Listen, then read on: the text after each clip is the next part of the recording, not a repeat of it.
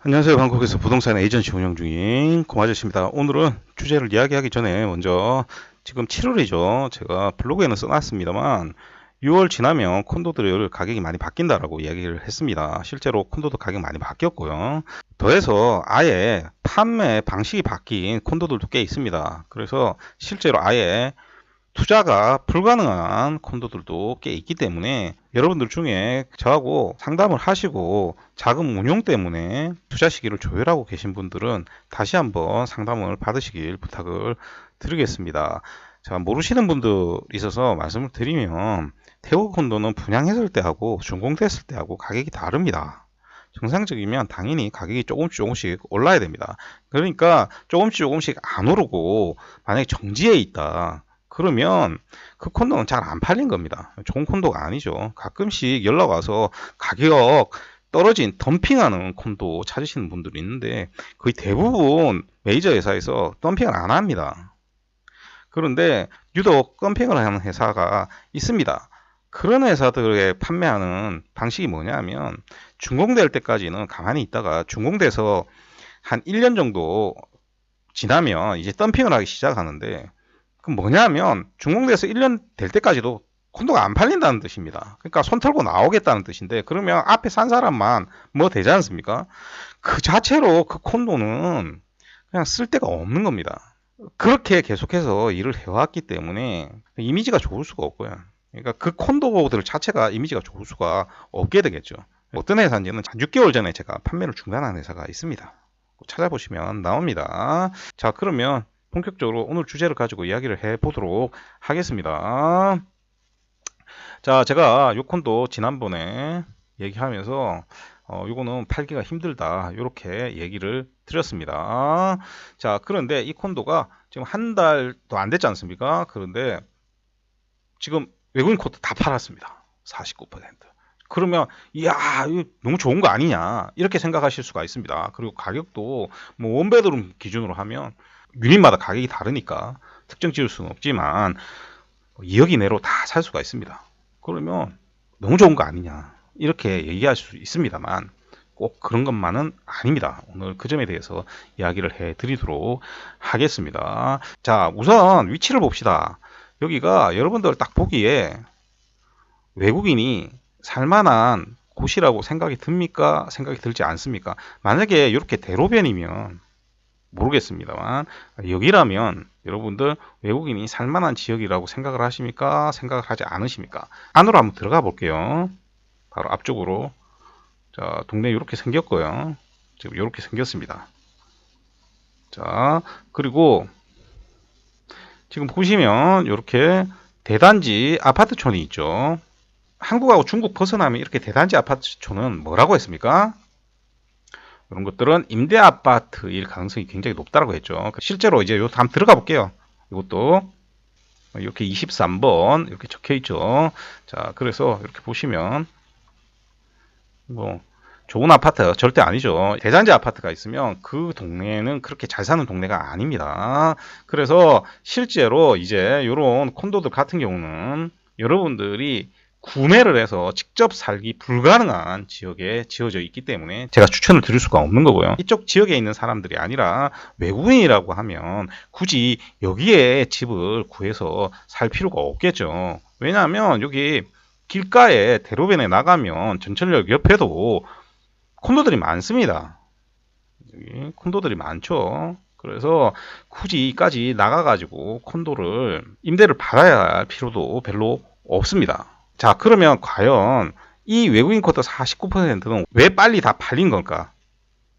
이 부분을 우리가 생각해 볼 필요가 있습니다. 첫 번째는 앞에 얘기했듯이 가격이 낮습니다. 그죠? 자, 그런데 이 콘도를 산 외국인의 대부분은 국적이 두 나라입니다. 한 나라는 당연히 제일 많이 투자를 하는 중국인이고요.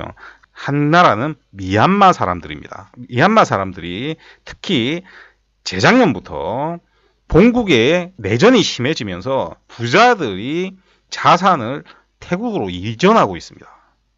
이렇게 해외로 재산을 이전할 때는 우리가 현금을 가지고 있지 않죠. 보통 전부 부동산을 사게 됩니다. 그 개념으로 이해를 하시면 됩니다. 그럼 혹시 어떤 사람이 이렇게 생각할 겁니다. 미얀마 애들이 얼마나 돈이 많아서 그렇겠냐. 우리가 70년대, 60년대 돈 많은 사람 많았잖아요. 똑같습니다.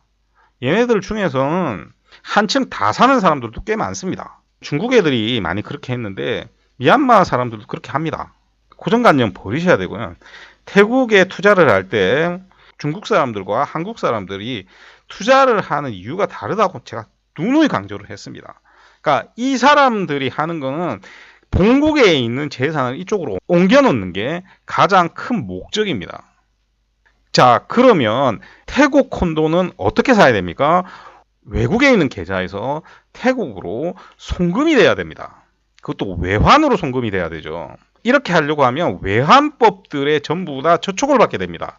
각국의 외환법들이 있죠. 자, 그렇기 때문에 이렇게 가격이 낮으면 굉장히 쉽게 할 수가 있습니다. 그렇죠? 예를 들어서 지금처럼 분양을 하는 콘도라고 하면 앞으로 지어짓기 3년 남았지 않습니까? 그러면 만약에 1억 5천짜리를 샀다라고 하면 1년에 5천만 원씩만 보내도 충분한 거죠.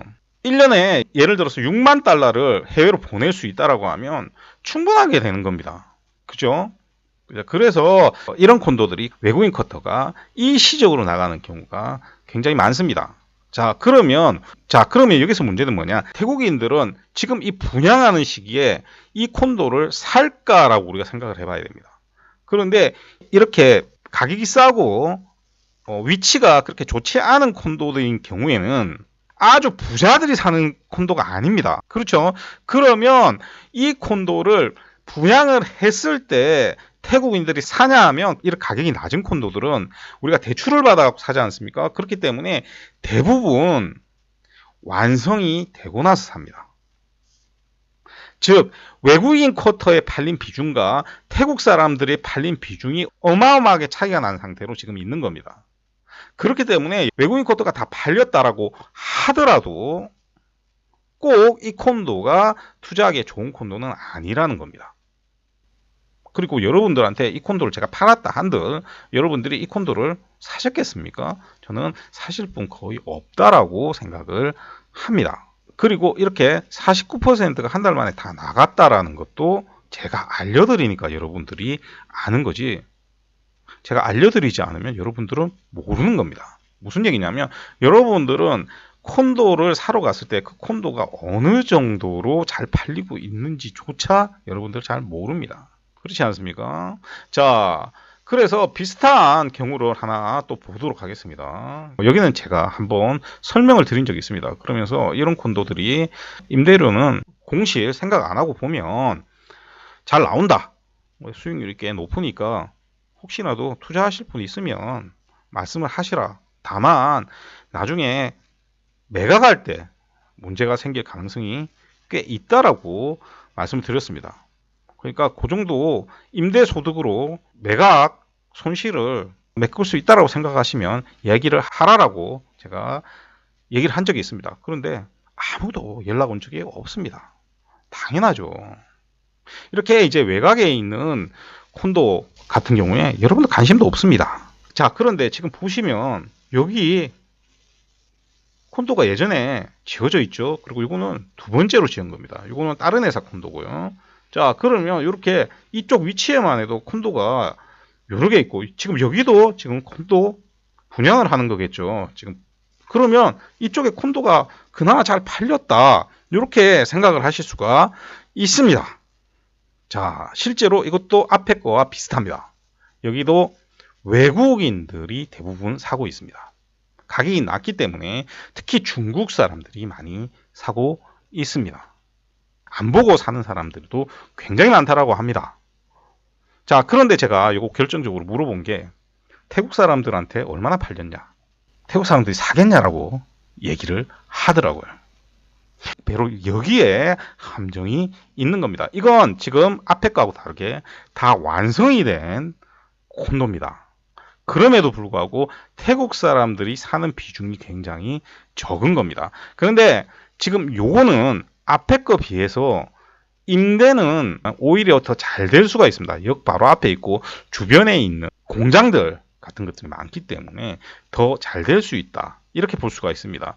그럼에도 불구하고 여러분들이 이 콘도를 투자를 하는 건 사실상 무리라고 보시면 됩니다. 자, 그러니까 쉽게 얘기해서 외국인 커터가 많이 나갔고, 그리고 가격에도 문제가 없고, 외국인 커터와 태국인 커터 간의 가격 차이에도 문제가 없는 콘도라고 하더라도 실제 이게 여러분들이 투자를 해도 되는 콘도는 아닐 수 있는 겁니다.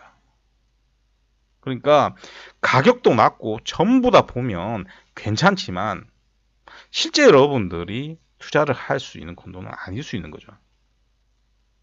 그래서 여러분들 잘못 접근을 하게 되면 어떻게 되냐면 전철역도 있고 콘도도 이쁘고 퍼실리티도 괜찮고 그런데 가격은 1억 조금 넘는다. 뭐 1억 안 되는 콘도도 아는 콘도들이 있습니다만 그런 콘도다.